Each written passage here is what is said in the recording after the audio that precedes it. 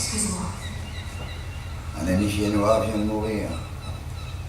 De la main des nazis? Non, de vieillesse. Quelle chance. Il ne connaîtra pas le pire. Oh, flotte. Tiens, regarde. Nous avons une vedette à bord. Ah, Si, là, en bas. ah. Mais regarde.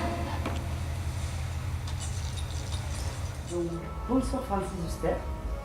Comment allez-vous à quelques heures du spectacle de ce soir? Je suis très heureux de jouer ce soir ici, parce que je pense très fort à Jean-Pierre. On a partagé des moments extraordinaires à la Comédie Française. Et de jouer dans le théâtre qui porte son nom, c'est toujours très émouvant pour nous. Donc, ça fait longtemps que vous êtes comédien. Est-ce que vous avez encore le stress? On dit toujours que si quelqu'un n'a pas le trac, c'est qu'il ne peut pas être bon. Moi, j'appellerais ça plutôt une espèce de moment où le corps ne fonctionne plus à une heure de la représentation. Parce que, et au point de vue de ce qui se passe dans la tête, et au point de vue de ce qui se passe dans le corps, il y a comme un instinct qu'il va falloir vraiment faire un gros effort. Et on est comme en hibernation avant, on s'éparpille pas. Donc ce soir, vous interprétez le joueur d'échecs de Stefan Zweig et vous travaillez à nouveau en collaboration avec Steve Suiza et Eric Emmanuel Schmitt. Cette collaboration avec eux date de plusieurs années. Pouvez-vous nous parler de ce travail d'équipe? Je pense que, surtout quand on a eu plus de 50 metteurs en scène comme moi, et joué tellement d'auteurs et tellement de rôles, il y a un moment où, quand on sent qu'il y a un auteur comme Eric Emmanuel Schmitt et un metteur en scène comme Steve Suiza qui propose autre chose,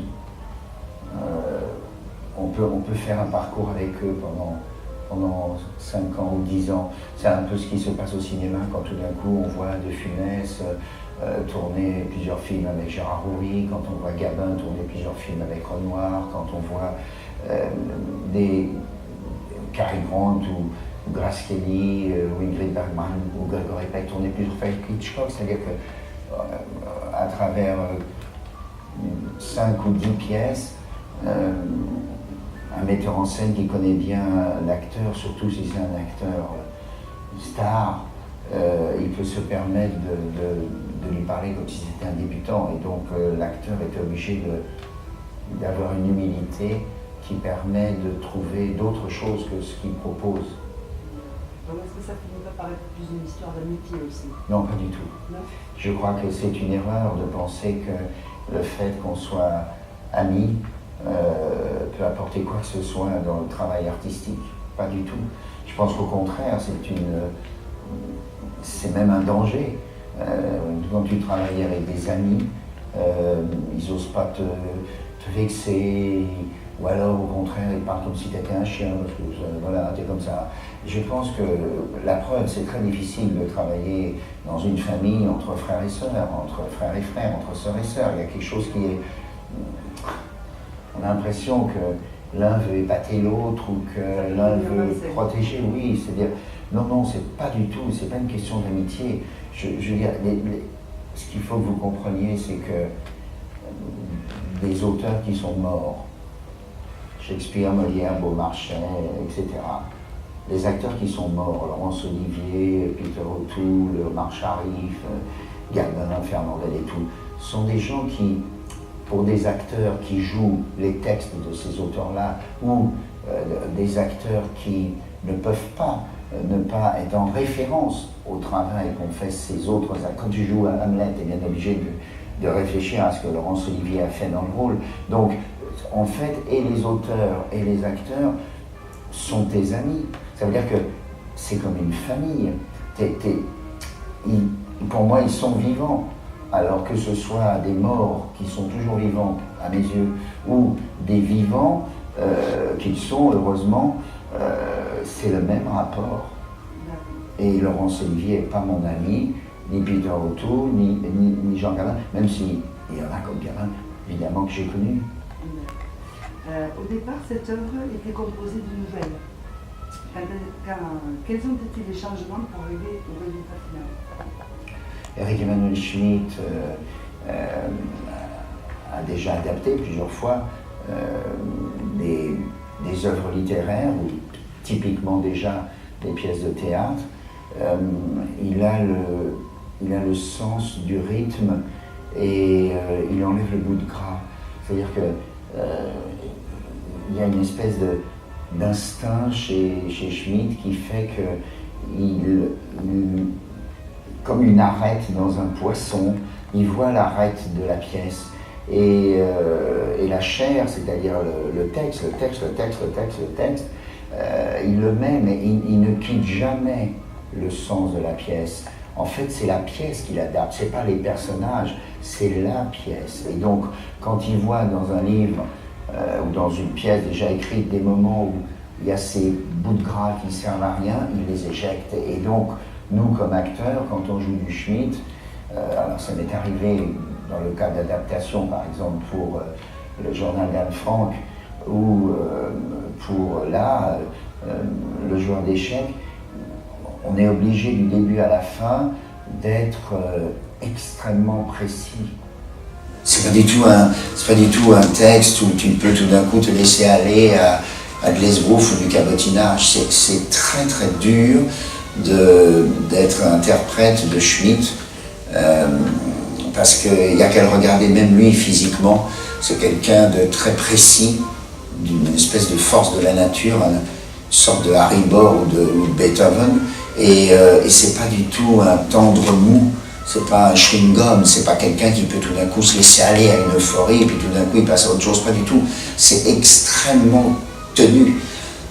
Même dans l'émotion, c'est tenu. Les acteurs d'ailleurs qui jouent Eric Emmanuel Schmitt depuis qu'il a...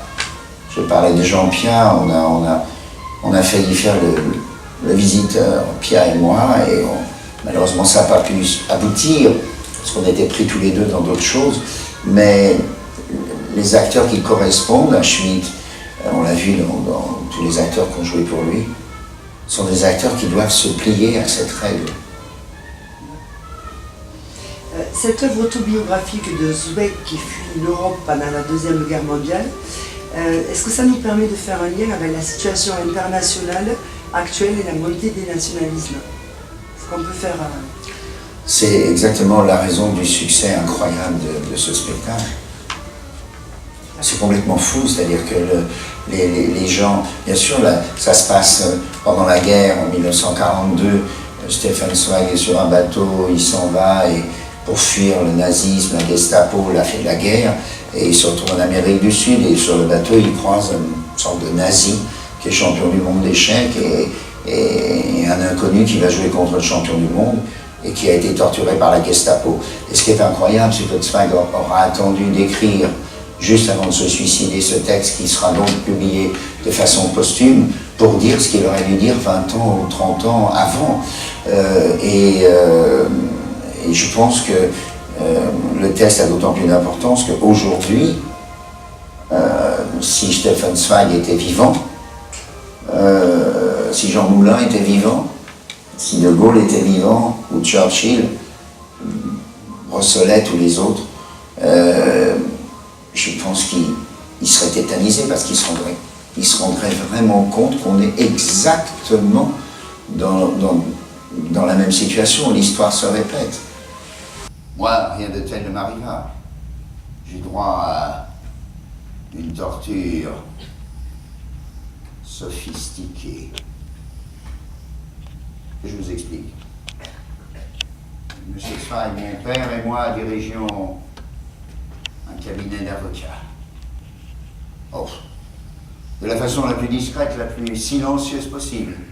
Pas même une plaque sur la porte. Depuis 3 générations. Aucune administration n'avait jamais soupçonné que nous gérions la fortune de la famille impériale d'Autriche, ainsi que les biens du clergé.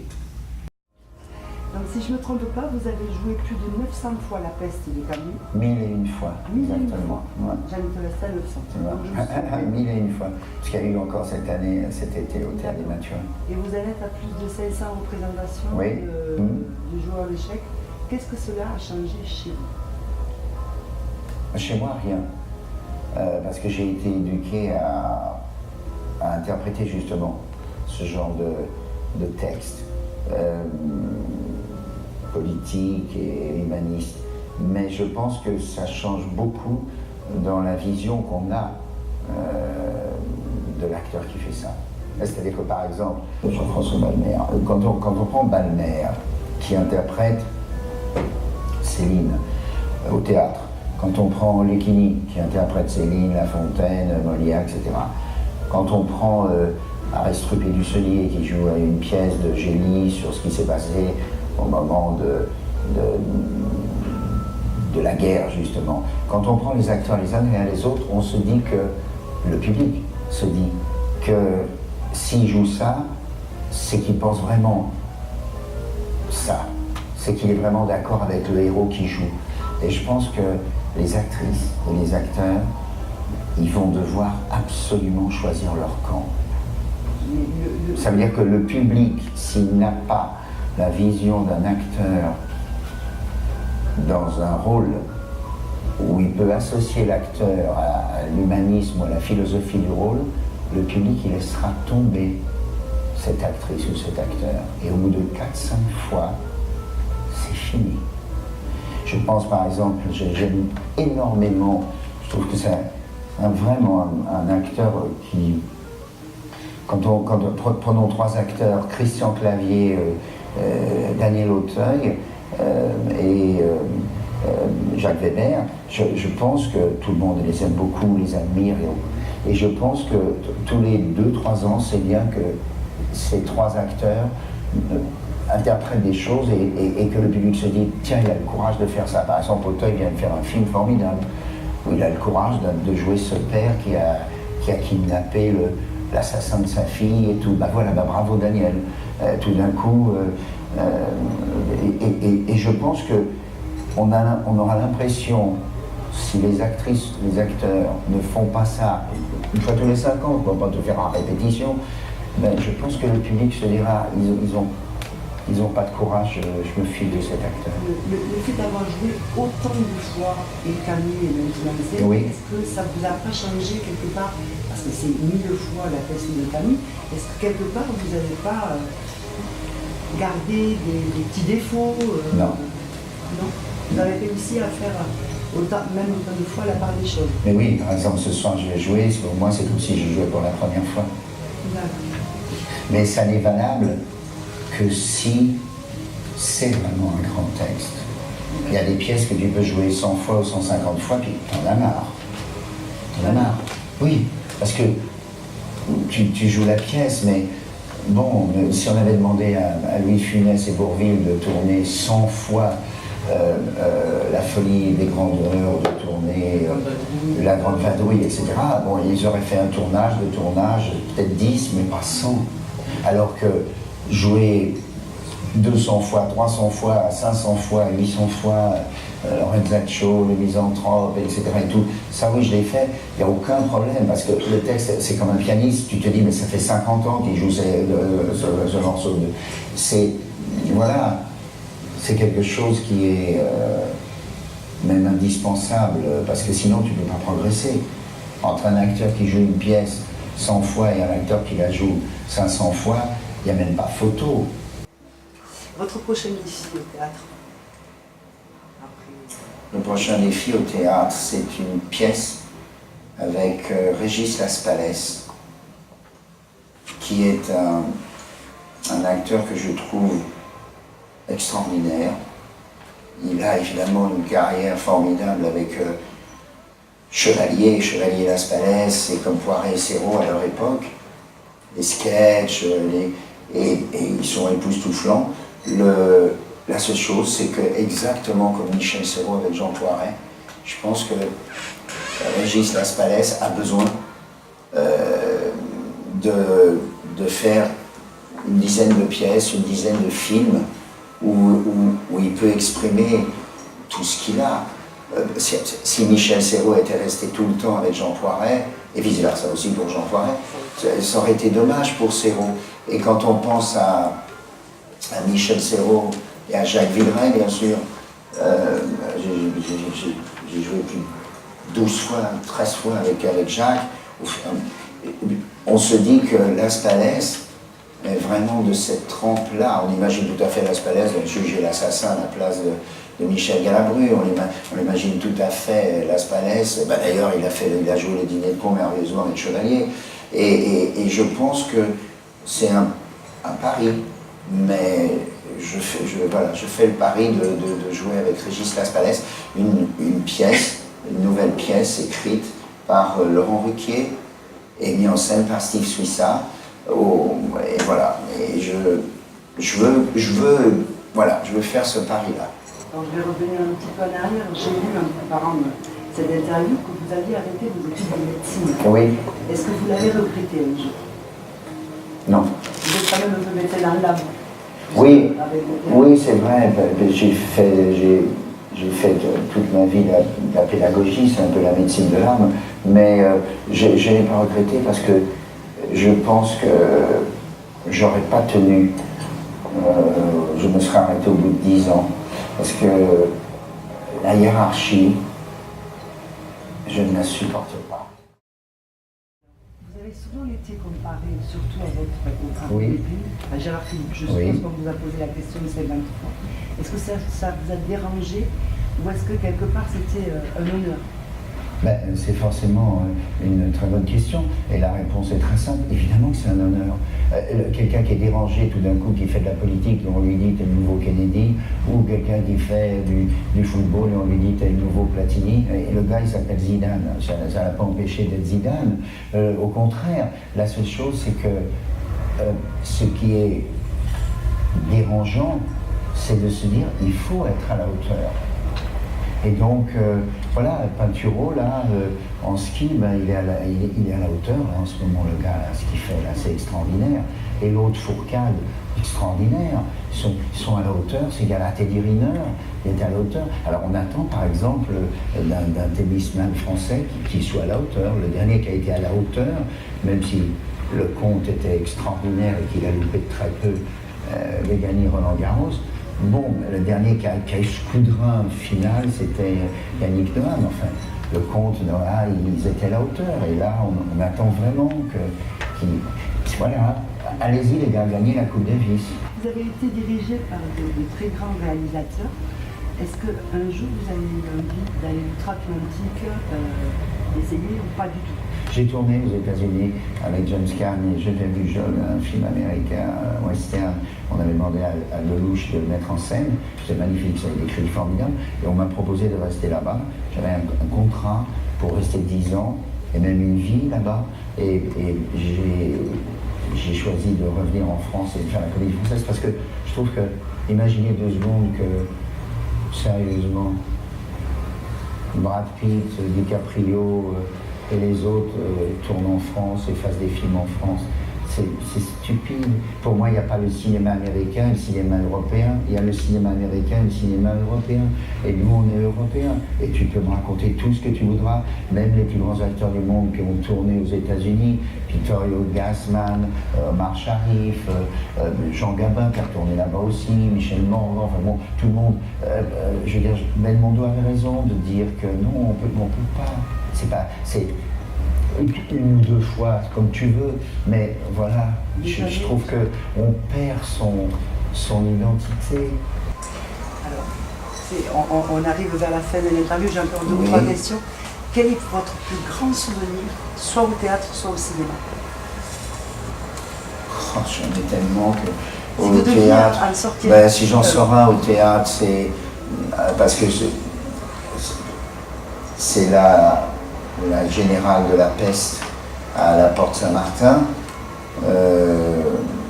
la création de cette peste, que personne ne pouvait imaginer ce qui allait se passer après, qui a été couvert d'honneur et de récompenses. Le Lorenzaccio de Zeffirelli en Eurovision, de la Comédie Française, où il y avait 220 millions de téléspectateurs, et Dieu merci, grâce à ça, c'est en DVD, ça existe dans la collection de la Comédie Française et il y a une telle distribution extraordinaire, incroyable. Je dis la moitié, mais presque plus de la moitié sont morts, puisque c'était dans les années 70, mais c'est magnifique, c'est un très très beau souvenir. Et puis, au cinéma, j'en ai tellement. Je vais sortir évidemment Claude Lelouch, des scènes incroyables qu'on a fait avec Jacques Villeray justement. Et puis le dîner de con encore avec Villeray justement. À la télévision, Nina Companès, Jean Sagos, les Dames de la Côte, Terrain d'Ivo, tout ce qu'on a fait ensemble. Je pense que, comment expliquer, justement ici dans le théâtre Jean-Pierre, le plus beau rôle qu'un acteur peut jouer, c'est une fois qu'il est mort. C'est-à-dire qu'une fois qu'il est mort, on s'aperçoit vraiment, artistiquement, quel était le rôle qui lui collait le plus à la peau et qui le rend vivant. Paradoxalement, pour Gérard Philippe, par exemple, dont on parlait, Les Orgueilleux, ce qu'il a fait dans Les Orgueilleux, c'est vraiment exceptionnel. Brigitte Bardot, qui Dieu merci n'est pas encore morte, mais Brigitte, ce qu'elle a fait dans La Vérité de Clouzot, c'est exceptionnel. Michel Morgan, voilà, et Annie Girardot, tout d'un coup tu te dis, c'est dans ce rôle-là, dans ça, Yves Montand, voilà. Alors, je sais pas qu'est-ce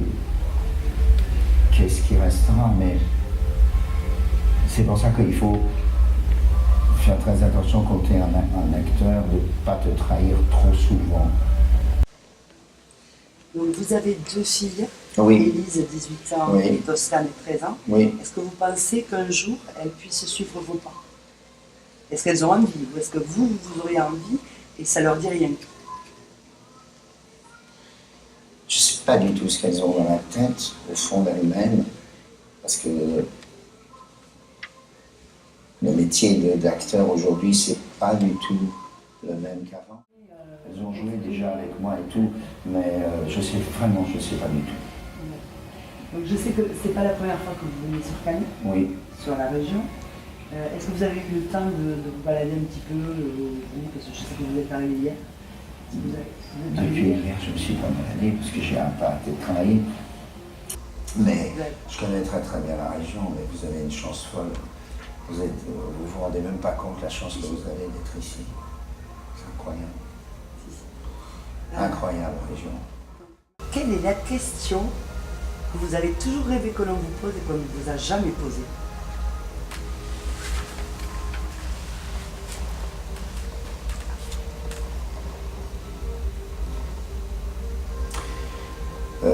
Est-ce que Dieu croit en vous? Mais je ne vous répondrai pas. Merci beaucoup. Merci beaucoup. N'avoir pas mis les pieds devant un échiquier depuis 25 ans, il prévoyait chaque riposte avec plusieurs coups d'avance. Personne n'est capable de faire ça sans entraînement. Non, Qui est-il? j'ignore. Tout ce que j'ai appris du steward, c'est qu'il est autrichien.